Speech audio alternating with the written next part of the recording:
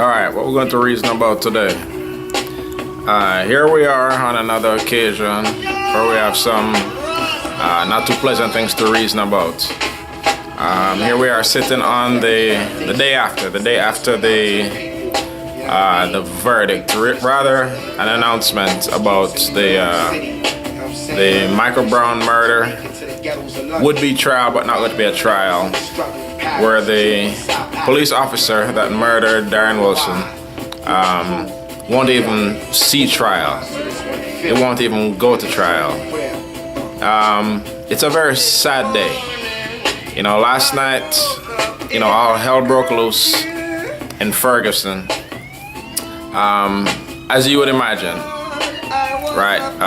As emotional as the situation was, despite whatever you may think about the evidence that was there, it's hurtful that somebody could be murdered, in my perspective, in cold blood, and his murderer, because he happens to be one who wears blue, doesn't even have to answer for it. He gets to go to the grand jury, give his side of the story, have no cross-examination, and go home free. So, you hear the song playing right now is kind of appropriate to what's going on, what was happening last night anyway. They're burning and they're looting. Burning cop cars, looting stores, and erupting. Nobody likes to see that sort of reaction. The violence, your gunshots ringing out as people were upset. Nobody wants to see that, but it's understandable to a point. So you see people, burning down their own neighborhoods, burning cop cars, causing all this damage, looting their stores.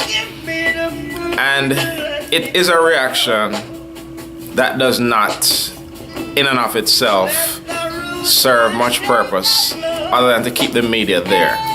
However, as I heard somebody on MSNBC say last night, it was a professor who was in the area saying, years from now when we look back at this and we see all this burning and looting going on, everybody will just say, these people are crazy, they're thugs, they're this and that. He said, worse than that, they're hopeless, right? So you're hopeless because you have a set of people who are supposedly there to protect and serve your community. But these people do not feel like they're being protected and they're being served when one of them can murder one of the young men in your neighborhood and not even have to answer for it. So it's like, who's on your side?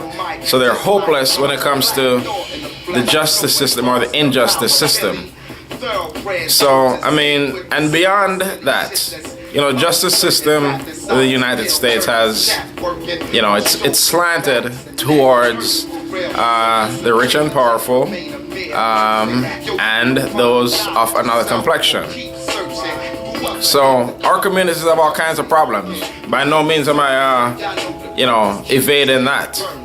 Hopelessness comes in many different forms. High unemployment, dropout rates, the socioeconomic issues where people don't see much of a future. So if you don't see much of a future for yourself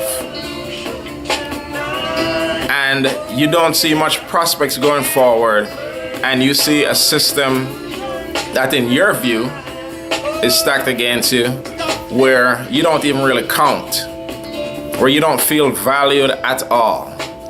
So when you don't feel valued at all, you feel your life has no value because this kid can just be shot, murdered in the street, left to sit there for 4.5 hours before anybody even deals with him. So you feel like your life has no value. And hey, they don't care about my life. I'm not going to care about my community, about your store, about, again, these are as one speaking with a logical mind, it's not something I would do, but we have to understand it. We have to understand it because as a society, we have to deal with it. You know, whether or not we believe it's a justified reaction, it happens. This didn't just happen overnight, right? This is a powder keg that's been building up for years and years and years. There are Fergusons all over the United States. When I say that, I mean there are all types of communities where people feel disenfranchised, they feel left out.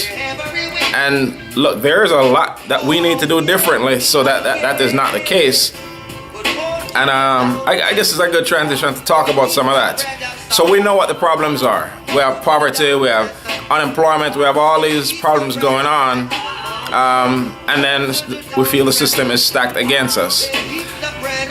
With all that said, Ferguson is a community predominantly black, right? And I'm using Ferguson just because that's the focal point of a lot that's going on right now. But this is a mirror image of what's going on in many other different communities. They have something like around 70% black population in that area. And you look at their representation in government, from the mayor's office to the city council to the police force to that entire community. They are represented by people who do not look like them. Now, you don't necessarily have to be black to understand many of the issues pertaining to a predominantly black, low-income community, but it helps. So you have a lot of people who aren't participating in the process. It's like every election year, you know, when I make my Facebook posts and what have you, about making sure to vote. For the most part, you know, most of my friends are on board at that same level of thinking.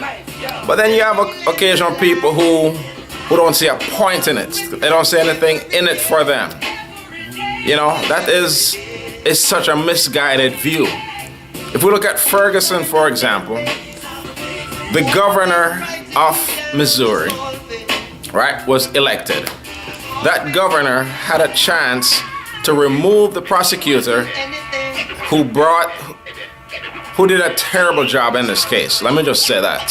He did a terrible job because he did not seek an indictment like most prosecutors do.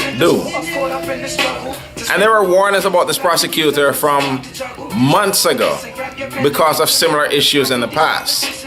Didn't feel like he would be on the side of the people. He was also elected. So you have people who are in positions who were elected by others, you know, people who do not think like you, who do not have your best interests at heart, and they are the main central figures in this case. So yeah, we can erupt now and, you know, loot and march and protest and do all this stuff. That's okay for a night. We have so much more work to do.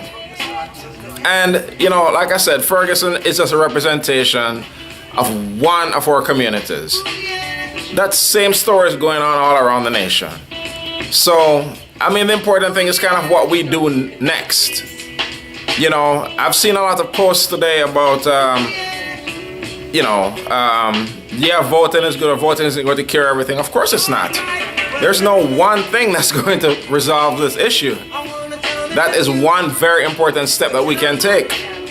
We can't just vote for president and say, oh, Obama isn't doing this, Obama isn't doing that, or, you know, why isn't Obama in Ferguson, this and that? He's a president, right? There's so many other elected officials that, you know, kind of operate our world at a city level, at a state level, at a federal level. You know, we have to be involved in the process. So voting is one part of it. By no means is it the only issue. You know, economic empowerment. I was reading something this week, you know, where it said the first stage of the civil rights battle was, you know, civil rights, equal treatment. The next stage needs to be the silver rights, about the dollar bill. You know, cash rules everything around me, dollar bill. So we have to make a conscious effort to spend within our communities. Yes, it's fine to go, you know, go and get outside of your community and buy some other things every now and then. But we have to make sure that when that black barbershop opens up, when that black restaurant opens up, when that black, pool hall or dry cleaners or whatever, be conscious of where you spend your dollars. We want those dollars recycling within our community. We want to support businesses that have our best interests at heart. So that's on the consumer side. On the business standpoint, we have to make sure that we can provide a similar level of product and service as you can get anywhere else. But again, it's a mindset. It's about having a conscious effort, So there's Black Friday coming up, and there's a big boycott, because we have trillions of dollars of spending power within our community that isn't being realized. And so there's this big boycott to boycott Black Friday. Okay, that's one message, means of getting the word out there. But don't not spend on Black Friday, then run back to that same store the day after and pay full price. That doesn't make a lot of sense. What we have to do is make sure that on an ongoing basis, we support our own.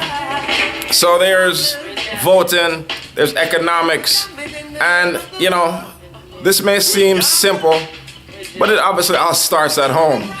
It starts with, man and woman at home and kids. Every man take care of your house, take care of your kids. Every woman take care of your house, take care of your kids. Make sure your home unit is safe and secure. Beyond the home, you have your community, you have your neighbors. Make sure you have a good family structure. You keep your eye on the neighborhood. Watch out for your neighborhood. We have to look out for our own is the bottom line. Look out for our families, our kids, our communities. We have leaders all amongst us. Something else I said today. I was talking about who is the black leader. Al Sharpton isn't doing this. Jesse Jackson isn't doing that. Who is the leader of white America? There is no one leader. We don't need a leader. We need leaders. We need you to step up. I'm speaking to myself as well. Within our homes, within our communities, within our churches, mosques, whatever. We need to step up and represent within our own. So we have to, what matters to us, we have to step up and take charge of it. Right? So, we can go on forever and ever about this, but we know that this will likely happen again at some point. Right? We need to do our part to guide a young man who may be going off the wrong path, guide a young lady who may be going off the wrong path, take care of our own, get them out of these situations, right? We have to make sure we're represented and our voices are heard. Don't just elect people and then go about your business. We have to stay actively involved, right? So it's on many different fronts. We just have to be better. We don't want more of these incidents taking place. Right? It doesn't matter that Mike Brown wasn't the perfect kid. Who is? I wasn't. Whoever's watching this, you probably weren't either. Right? But when something happens to such an individual, we just want there to be justice. How do we guarantee that there's justice? Well, we can't guarantee it. But I'll tell you what, if they hear our voice, if they hear our vote, if they hear our dollars, they will listen to us more. They will listen to our issues more. They'll pay attention to us more. And we need to be in that position to be the one calling the shots. Instead of coming and begging for justice, we need to be the prosecutor. We need to be the mayor. We need to be the governor. So, we can go all day about things we need to do differently. But, last I'd just like to say, rest in peace to Mike Brown. I pray for his family. They're grieving. Obviously, they lost their son in a brutal fashion. And then, it's like dealing with it all over again because the person that for sure murdered him is walking free. So I say a prayer for that family. I say a prayer for Ferguson. I say a prayer for all the Fergusons around the United States of America. And like I said, you know, we all need to do our part. It's on each and every one of us to see a better tomorrow. We have to step up in our own ways, you know, and do our part. All right, that's my reason on this matter. I hope to never reason about an issue like this again. Sadly, I might have to. All right, bless up, one love.